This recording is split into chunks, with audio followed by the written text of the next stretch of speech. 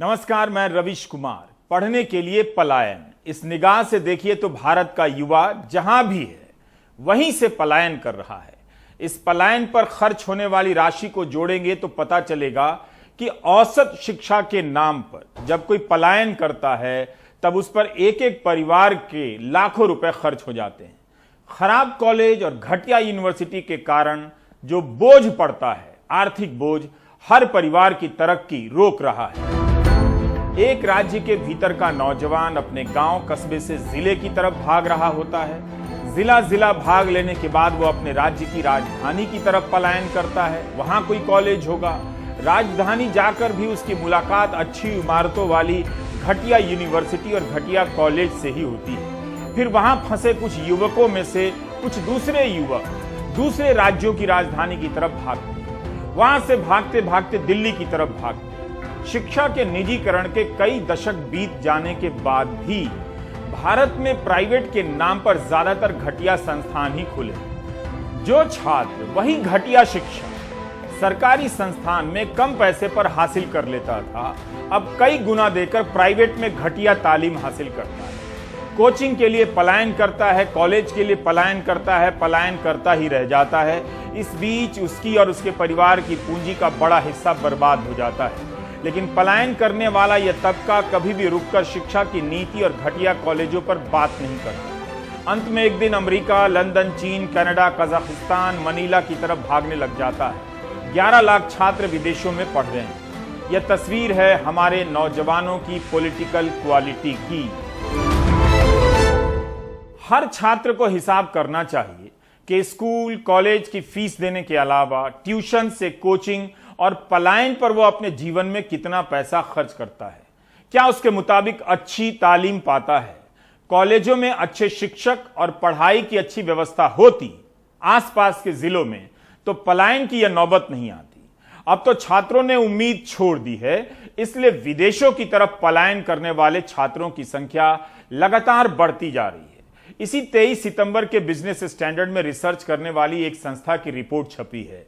इसके अनुमान के मुताबिक 2024 तक भारत के छात्र विदेशों में उच्च शिक्षा हासिल करने के लिए 75 से 85 बिलियन डॉलर खर्च करेंगे। भारतीय रुपए में यह 6.3 लाख करोड़ होता है। 2016 में 4,40,000 छात्र विदेश गए, 2019 में 7,70,000, 2024 तक 18 लाख हो जाने के अनुमान है। चूंकि विदेश जाने की होड़ शुरू हो रही है तो अब विदेश जाने पर स्कॉलरशिप देने की होड़ शुरू हो रही है। राजनीति बिल्कुल दी जानी चाहिए, लेकिन यह बहाना नहीं बनना चाहिए कि राज्यों के कॉलेजों को खराब हालत में छोड़ दिया जाए। एक ट्रेंड और शुरू हो रहा है। राज्य सरकारें स्कॉलरशिप और एजुकेशन लोन के नाम पर कैश बांट रही हैं।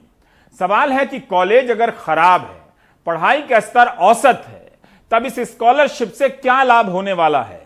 यह राजनीति ठीक उसी तरह की है कि नौकरी नहीं देंगे लेकिन बेरोजगारी भत्ता देंगे। एक और नई होड़ मची है एजुकेशन लोन की। सरकारी शिक्षा को कमजोर कर प्राइवेट शिक्षा के नाम पर छात्रों को लोन के हवाले किया जा रहा है। इस पर बात होनी चाहिए कि एजुकेशन लोन ने अमेरिका के नौजवानों को कितना खोखला कर दिया है। अमेरिका में हर छठे वयस्क व्यक्ति पर एजुकेशन लोन है। 42 लाख वयस्कों पर 4 साल की स्नातक की पढ़ाई के दौरान $30,000 यानी भारतीय रुपए में 22 लाख का कर्ज हो जाता है। पढ़ाई के बाद लाखों छात्र लोन नहीं चुका पाते हैं और चुकाते चुकाते लोन में जीते रहते हैं। 1/3 लोन कभी नहीं चुक पाता। मई 2019 में CNBC की एक रिपोर्ट में अमेरिकी छात्रों का बयान है कि पढ़ाई के लिए कर्ज से वो इतना दब गया है कि अमेरिका की तुलना में तीसरी दुनिया में उसका जीवन स्तर कहीं ज्यादा बेहतर होता। इसी रिपोर्ट में है कि अमेरिकी छात्र कर्ज से भागने के लिए देश से ही भागने लगे। आप जब इंटरनेट पर सर्च करेंगे तो ऐसी खबरें बहुत मिलेंगी। सरकारी अस्पताल और सरकारी शिक्षा का कोई जवाब नहीं। कम खर्चे में अच्छी गुणवत्ता की शिक्षा इस देश ने पहले भी दी है और अब भी चंद संस्थानों में दी जा रही है। सवाल है कि इसका विस्तार राज्यों के जिलों में मौजूद जो कॉलेज हैं वहां तक क्यों नहीं हो सकता? अमेरिका में छात्रों पर कर्ज का जो बोझ बढ़ा है उसे उतारने की राजनीति होने लगी है। राष्ट्रपति बाइडेन ने $10,000 तक का लोन माफ करने का समर्थन किया है, जबकि मांग थे कि $50,000 तक का लोन साफ कर दिया जाए। अगर $10,000 तक का भी लोन माफ हुआ तो $400 बिलियन का लोन माफ होगा। ध्यान से सुनिए, भारतीय रुपए में कोई 29 लाख करोड़ होगा। भारत सरकार का पूरा बजट ही करीब 35 लाख करोड़ का है। Do you get my point? Private और महंगी शिक्षा के कारण अमेरिका और उसके छात्रों का यह हाल हो गया है। क्या आप चाहेंगे कि भारत का गरीब छात्र अगले 10 वर्षों में इस तरह के कर्ज में डूब जाए? लोन किस आधार पर माफ हो, इसे लेकर अमेरिका में तरह तरह से सवाल उठ रहे हैं, जिसमें अभी हमारी दिलचस्पी कम है। अमेरिका में छात्रों के लोन की माफी को लेकर लंबे समय से बहस चल रही है। यह बहस एक दिन भारत में भी आएगी। वहां तो लोन के बदले कई शानदार संस्थानों में पढ़ने का मौका भी मिल जाता है, लेकिन क्या यहां 2-4 यूनिवर्सिटी को छोड़ दें तो लोन के बदले ढंग के संस्थान छात्रों को मिलते हैं? सैकड़ों की संख्या में इंजीनियरिंग कॉलेज खुलकर बंद हो गए। इसका मतलब यह हुआ कि इंजीनियरिंग की पढ़ाई के नाम पर भारत का गरीब छात्र बुरी तरह ठगा गया और अच्छी सैलरी की नौकरी भी नहीं मिली, पढ़ाई भी अच्छी नहीं मिली। भारत का हर छात्र ठगा हुआ एक उपभोक्ता है, जिसे दाम के बदले घटिया सामान बेच दिया गया। इंजीनियरिंग कॉलेजों के बंद होने की खबरों के पीछे एक कारण खराब गुणवत्ता भी है। यही कारण है कि भारत के ज्यादातर इंजीनियरिंग कॉलेजों से निकले छात्रों की गुणवत्ता को लेकर आए दिन इंडस्ट्री से टिप्पणी आती रहती है कि काबिल नहीं है तो नौकरी कैसे दें। फिर 4 साल जो इन्होंने फीस दी, लोन लेकर फीस दी, उन्हें पढ़ाई क्यों घटिया मिली, इसकी बात कोई क्यों नहीं करता? छात्र ही क्यों नहीं करते? टाइम्स ऑफ इंडिया की रिपोर्ट है कि 8,263 करोड़ का education loan non performing asset NPA हो गया है। 84,000 करोड़ से अधिक का एजुकेशन लोन है। यह बैंकों का डेटा है। इंजीनियरिंग, मेडिकल, एमबीए, नर्सिंग के अलावा अन्य विषयों की पढ़ाई के लिए ये लोन लिए गए हैं। इंजीनियरिंग और नर्सिंग का एनपीए बहुत ज्यादा है, मतलब नौकरियां यहां कम हैं। मनी कंट्रोल के दिनेश उन्नीकृष्णन की पिछले साल जनवरी की रिपोर्ट है कि अब बैंक भारतीय छात्रों को एजुकेशन लोन देने में कम दिलचस्पी दिखा रहे हैं। बेरोजगारी बढ़ती जा रही है, पढ़ने के बाद नौकरी नहीं मिल रही, तो एजुकेशन लोन के डूब जाने का खतरा बढ़ गया है। अब आते हैं बिहार पर। 12 करोड़ की आबादी वाला राज्य है। क्या यहां एक भी कॉलेज है जिसमें अपने बच्चों को पढ़ाने के लिए दिल्ली, मुंबई या बिहार के ही माता पिता सपने देखते हो? पिछले दिनों प्राइम टाइम में आपने पटना यूनिवर्सिटी का बड़ा बुरा हाल देखा। आज छपरा की जेपी यूनिवर्सिटी का हाल बताता हूं। 2018 में जब हमने यूनिवर्सिटी सीरीज की थी और करीब 40 प्राइम टाइम लगातार दिखाए थे, तब जेपी यूनिवर्सिटी की खूब चर्चा हुई कि वहां 7-7 साल लग जाते हैं 3 साल का बीए करने में। इसके बाद कुछ सुधार हुआ, लेकिन अब सुधार की गति फिर से रुक गई है। यह चमकती हुई जयप्रकाश नारायण यूनिवर्सिटी कहलाती है। इसकी दीवारें बता रही हैं कि जेपी के नाम पर राजनीति तभी होती है जब उनके नाम पर ठगी करनी होती है। हाल ही में इस महान यूनिवर्सिटी का जिक्र किसी विवाद के संदर्भ में आया, लेकिन इसकी दीवारों पर छाई काई बता रही है कि हकीकत क्या है। यूनिवर्सिटी को बाहर से देखिए। गेट तो इस तरह बनाया गया है जैसे भीतर जाने पर ऑक्सफोर्ड यूनिवर्सिटी दिखाई देगी। गेट के बाहर की सड़क आप देख ही रहे हैं। शुक्र है नहीं बनी है, वरना मंत्री जी भी इस पर टोल लगा देते। यह कम से कम फ्री तो है। अब आप क्लासरूम में आइए। युवाओं को क्रांति के लिए ललकारने वाले जेपी के नाम पर युवाओं को बर्बाद करने की पाठशाला देखिए। जेपी कैलिफोर्निया की बर्कली यूनिवर्सिटी से पढ़कर आए थे, जहां से बिहार के गणितज्ञ वशिष्ठ नारायण सिंह ने भी पढ़ाई की थी। क्या खुद जेपी अपने नाम पर बने इस खंडहर को देखकर सहन कर पाते? खबरों के अनुसार यहां नए वाइस चांसलर जी आए हैं।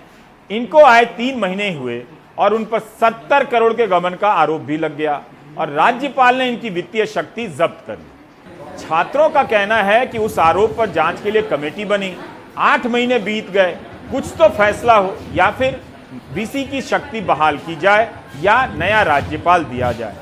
क्या आप अमेरिका की किसी भी यूनिवर्सिटी की कल्पना कर सकते हैं जिस देश में जाने भर से विदेश यात्रा सफल हो जाती है? या जेपी यूनिवर्सिटी देखना चाहेंगे? यह यूनिवर्सिटी बताती है कि बिहार के नौजवानों की पॉलिटिकल क्वालिटी 0 है, माइनस, वरना कोई भी छात्र अपनी इस बर्बादी को बर्दाश्त नहीं करता। देखिए, सेशन के बारे में हमें यही बोलना है कि जयप्रकाश विश्वविद्यालय में जो सेशन है 2014 से ही इसकी गाड़ी बहुत धीमी गति से चल रही है।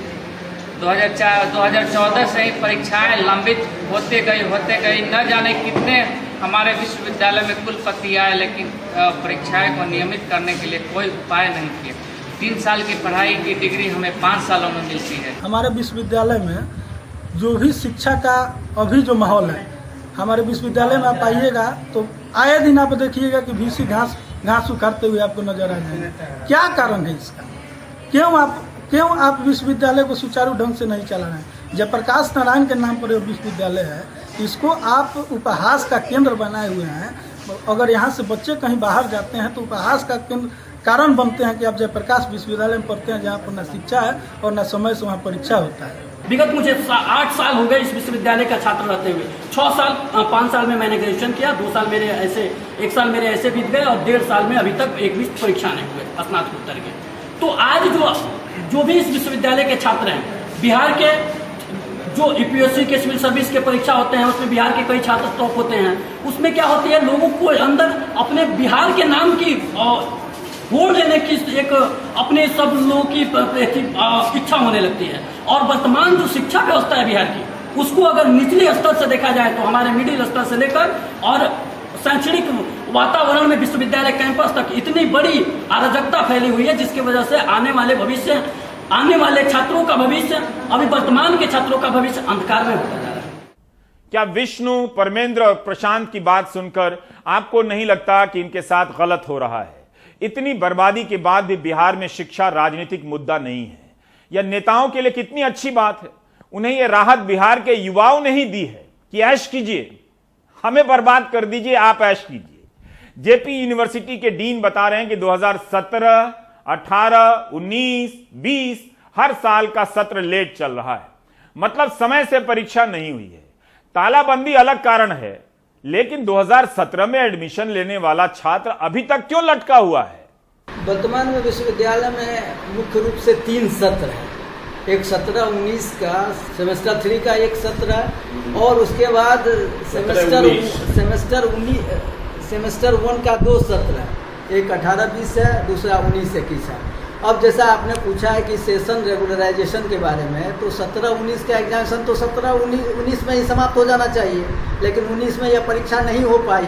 20 में निर्धारित था उस परीक्षा का होना, लेकिन 20 के मार्च के बाद से कोरोना का समय आ गया, इसलिए 2020 जो है पूरी तरह से कोरोना की वजह से बाधित रहा। जेपी यूनिवर्सिटी में कुल 33 कॉलेज हैं, इनमें करीब 1000 शिक्षक ही हैं। यह संख्या काफी कम है। मुझे नहीं पता कि छपरा के लोग इस यूनिवर्सिटी को लेकर क्या बातें करते हैं, लेकिन पता चल रहा है कि वहां के माता पिता को भी फर्क नहीं पड़ता कि जेपी यूनिवर्सिटी में उनके बच्चों का भविष्य बर्बाद हो रहा है। इस यूनिवर्सिटी की वेबसाइट का लिंक चटकाया तो हम घबरा ही गए। रिसर्च सेक्शन में अल्बर्ट आइंस्टीन की तस्वीर मिल गई। वो छपरा में क्या कर रहे हैं? लेकिन इस पोस्टर पर लिखा है, कोई भी मूर्ख समझ सकता है कि बात समझने की है। कमाल का उदाहरण है। इसे जेपी यूनिवर्सिटी की साइट पर ही मिलना था। फिर लोग समझ क्यों नहीं पा रहे हैं कि यह बात समझने की है कि उनके बच्चों का भविष्य बर्बाद हो रहा है? यह सवाल मैं लोगों से नहीं, आइंस्टीन मिश्रा जी से पूछ रहा हूं। छपरा के इलाके के युवाओं के लिए कितना बुरा है कि पास में एक ढंग की यूनिवर्सिटी नहीं है। अगर वे पटना पलायन कर भी जाएं तो वहां पटना यूनिवर्सिटी की हालत खस्ता है। प्राइम टाइम देख लें, पटना यूनिवर्सिटी वाली तो बेहोश हो जाएंगे। फिर दिल्ली आएंगे तो परिवार पर लाखों रुपए का आर्थिक बोझ पड़ेगा। नहीं आएंगे तो कितने पीछे चले जाएंगे पता नहीं। इसके बाद भी जेपी यूनिवर्सिटी की वेबसाइट पर लिखा है कि जेपी यूनिवर्सिटी छपरा ने बिहार के पिछड़े इलाके में छात्रों को क्वालिटी एजुकेशन देने में सफलता प्राप्त कर ली है। विद्या कसम, आप भी पढ़ लीजिए। इसी महीने विवाद हो गया कि जेपी यूनिवर्सिटी से जेपी को ही राजनीति शास्त्र के कोर्स से हटा दिया गया और दीनदयाल उपाध्याय को शामिल कर लिया गया। तब लालू प्रसाद यादव, मुख्यमंत्री नीतीश कुमार से लेकर राज्य के शिक्षा मंत्री बयान देने लगे। बिल्कुल जेपी यूनिवर्सिटी में लोहिया और जेपी के बारे में पढ़ाया जाना चाहिए, लेकिन पहले यह तो देखना चाहिए कि उनके नाम पर बनी यूनिवर्सिटी पढ़ने लायक है भी या नहीं। इस यूनिवर्सिटी से जुड़ा यह राम जयपाल कॉलेज है, 1971 से अस्तित्व में है। यहां 5000 छात्र पढ़ते हैं। इन 5000 छात्रों के लिए शिक्षकों की मंजूर पदों की संख्या 46 है, 46। यह भी कितनी कम है, लेकिन इसमें से भी 50% पद खाली हैं, यानी 23 शिक्षक 5000 छात्रों को पढ़ा रहे हैं। कैसे पढ़ते होंगे आप सोच सकते हैं। उसमें से भी कई शिक्षकों की ड्यूटी पंचायत चुनाव में लगा दी जाती है। हम आपका दिल नहीं तोड़ना चाहते, लेकिन कुछ तो सोचिए कि शिक्षा के नाम पर बिना शिक्षा के निकल रहे ये बच्चे क्या करेंगे। कॉलेज की इमारत को लेकर क्या ही रोना रोया जाए जब शिक्षक भी नहीं हैं। इन दिनों 2017 के बैच का इम्तिहान यहां चल रहा है, जिन्हें 2020 में बीए कर जाना चाहिए था। हजारों छात्रों के भविष्य के साथ इस तरह खिलवाड़ हो रहा है और लोग टीवी पर देख रहे हैं भारत विश्व गुरु बन गया है। दुनिया को भरमाने का यह सबसे झूठा प्रोजेक्ट है कि भारत विश्व गुरु बन गया है।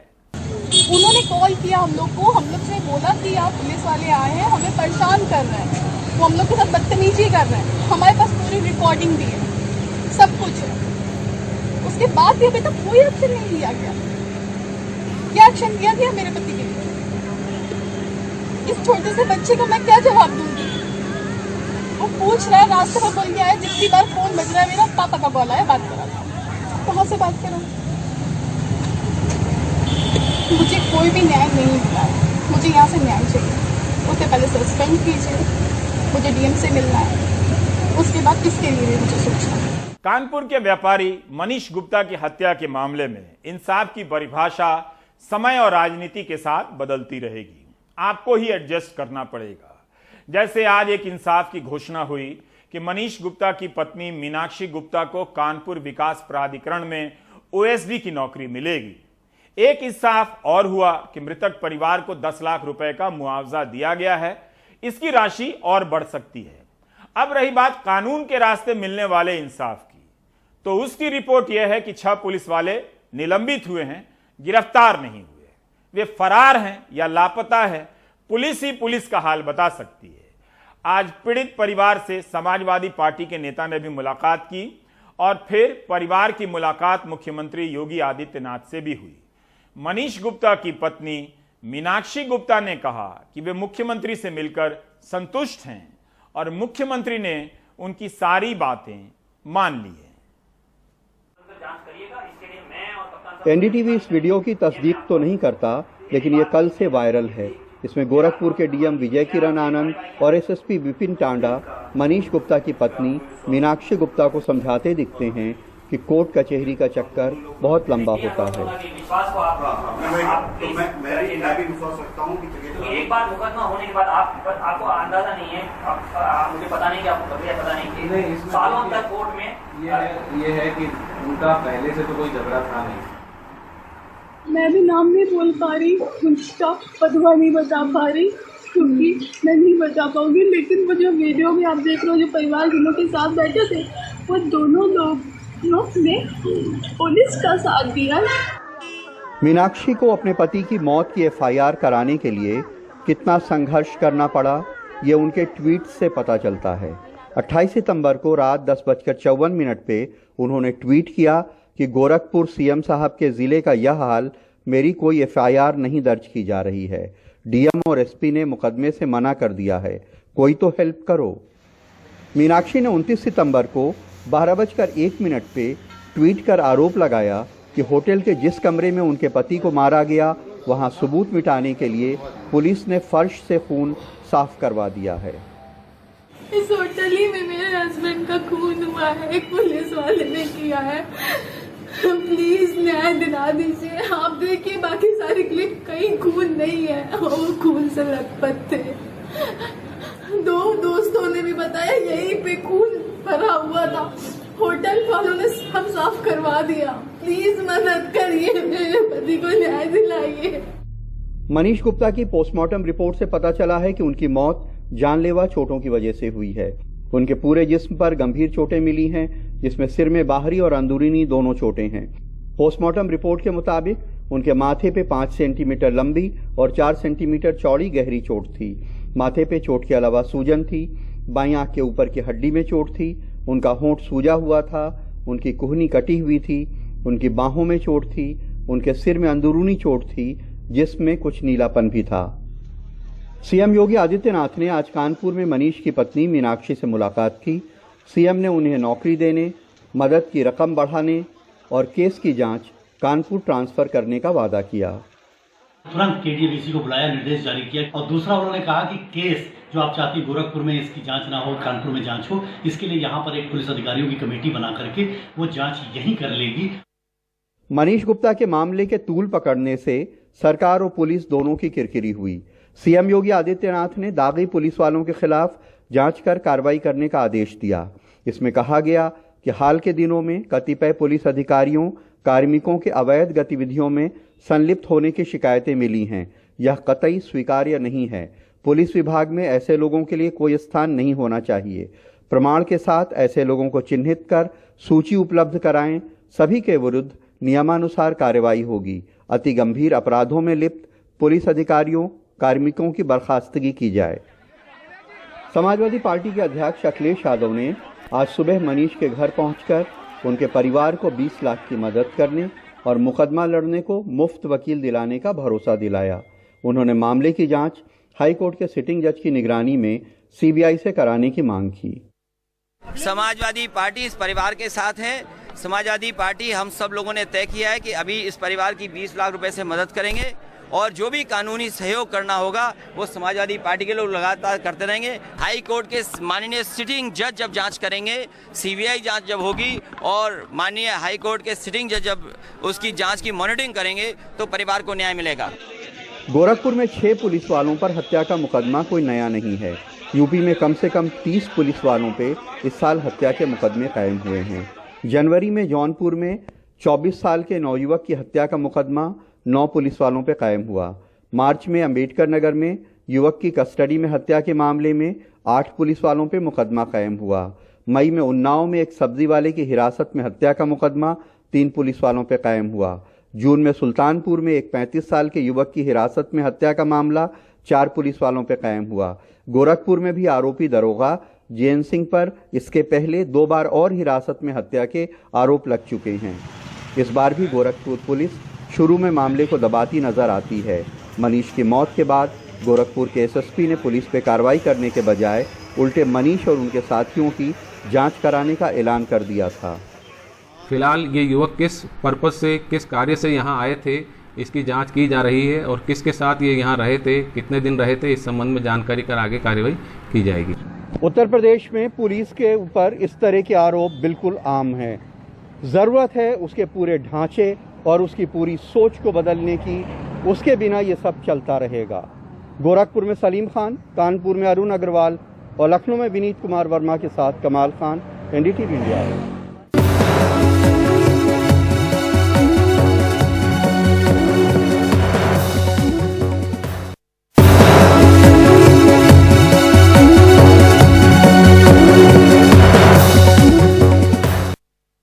मध्य प्रदेश के ग्वालियर चंबल अंचल के सबसे बड़े सरकारी अस्पताल में 3 बच्चों की मौत हो चुकी है।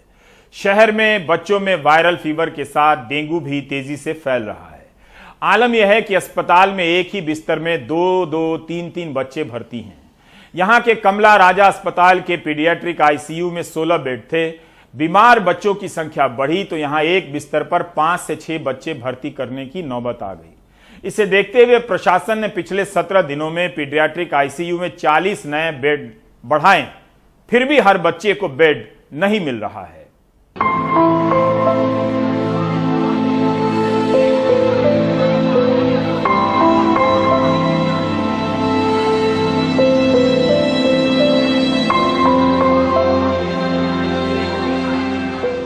ग्वालियर में डेंगू अब आम लोगों के लिए मुसीबत बनता जा रहा है। अस्पताल के हालात बदतर होते जा रहे हैं और सबसे ज्यादा असर बच्चों पर पड़ रहा है।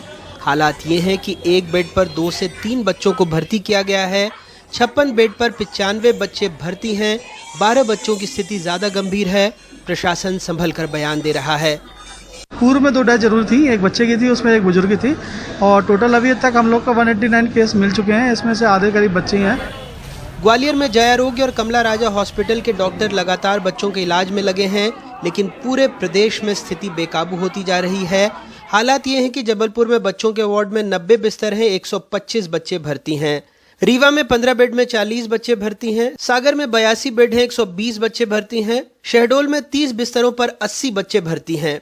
भोपाल में गांधी मेडिकल कॉलेज के पीडियाट्रिक वार्ड में 200 बिस्तरों की क्षमता है, 198 बच्चे भर्ती हो चुके हैं। डेंगू, पोस्ट कोविड और वायरल की वजह से बीमार बच्चों की तादाद लगातार बढ़ती जा रही है। सरकारी दावे चरमरा रहे हैं। कांग्रेस ने सरकार को आड़े हाथों लिया है। आज स्थिति यहाँ देखने को मिली है बहुत ही शर्मनाक, और यदि सरकार की आंखें ऐसी दुर्दशा देखते हुए बंद है तो ऐसी निकम्मी सरकार को मध्य प्रदेश से हट जाना चाहिए। राज्य सरकार ने दावा किया था कि तीसरी लहर से निपटने के उसने सारे इंतजाम कर लिए हैं, लेकिन यूपी से लगे ग्वालियर चंबल इलाके में सामने आ रहे मामले और सरकारी बदइंतजामी बता रही है कि ये सब खतरे की घंटी हैं। कोरोना की संभावित तीसरी लहर में सबसे ज़्यादा खतरा बच्चों पर ही बताया जा रहा है। सरकार ने तैयारी के बड़े बड़े वायदे किए, लेकिन हालात सबके सामने हैं। वायरल और डेंगू से भी बच्चे बीमार पड़ रहे हैं।